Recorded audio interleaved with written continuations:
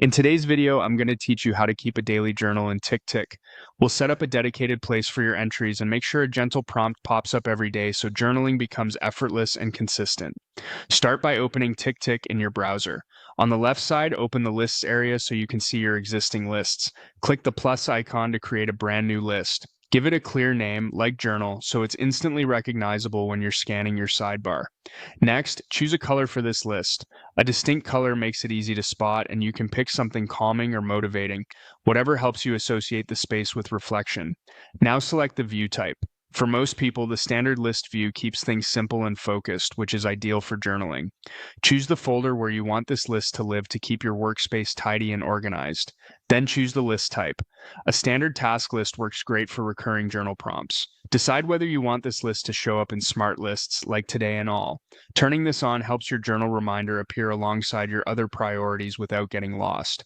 When everything looks right, click Add to create the list. With your journal list ready, let's add the daily prompt. Click Add Task inside the journal list and type a straightforward title, such as Daily Journal. Right next to the title, click the calendar icon to schedule it.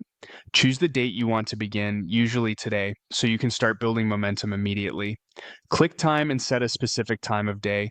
Pick a time you can consistently keep, whether that's first thing in the morning, a midday pause, or a wind down in the evening.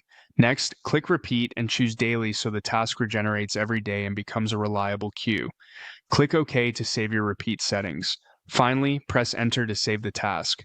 That's it. You now have a dedicated journal list and a daily, time-based task that shows up automatically.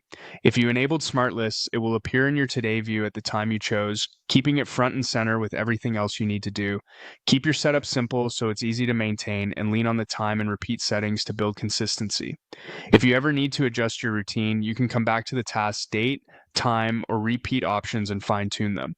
With this structure in place, your journaling habit becomes a natural part of your day.